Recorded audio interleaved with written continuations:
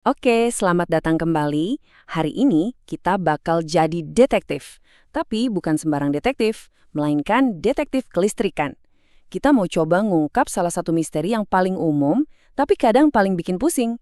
Gimana caranya nemuin gangguan di sirkuit listrik? Yuk, kita mulai investigasinya. Coba deh bayangin, tiba-tiba, jeglek, listrik di rumah mati. Mungkin kamu dengar suara letupan kecil atau nyium bau gosong. Pasti panik kan?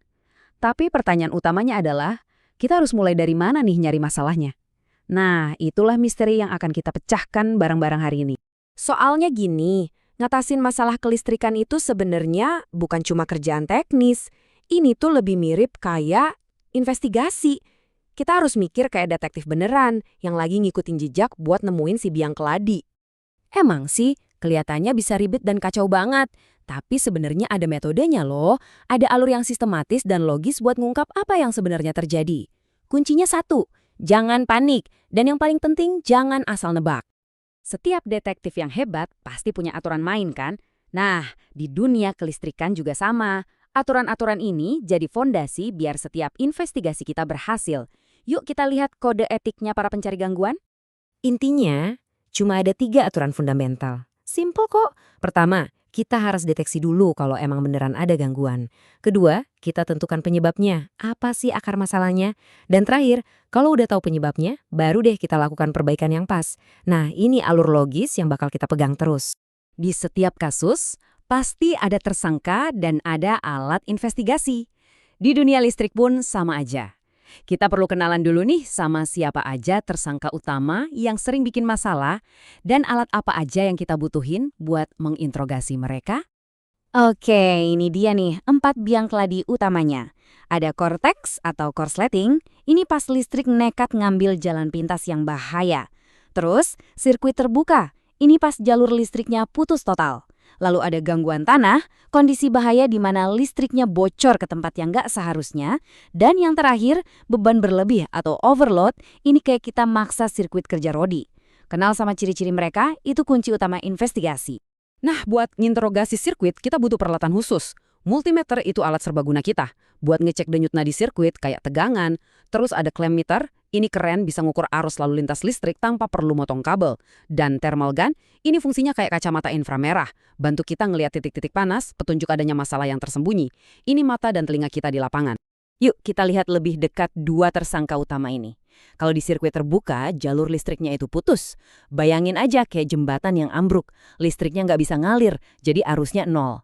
Sebaliknya, di hubung singkat, listriknya nemu jalan pintas yang nggak seharusnya.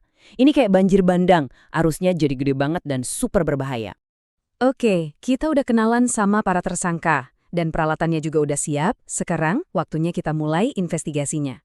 Ada proses 4 langkah yang harus diikuti oleh setiap detektif listrik. Nah, ini dia inti dari metode investigasi kita. Prosesnya harus berurutan ya. Kita mulai dengan mengamankan TKP. Terus kita kumpulin petunjuk awal pakai mata kita.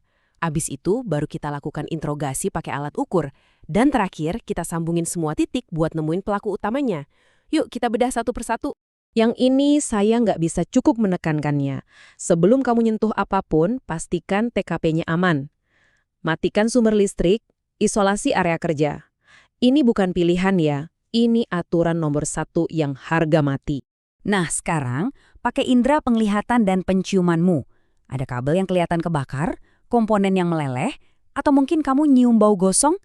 Bisa juga lampu indikator di panel ada yang nyala atau mati. Sering banget loh petunjuk pertama itu udah ada jelas di depan mata kita. Setelah inspeksi visual, sekarang waktunya kita dapat bukti kuat.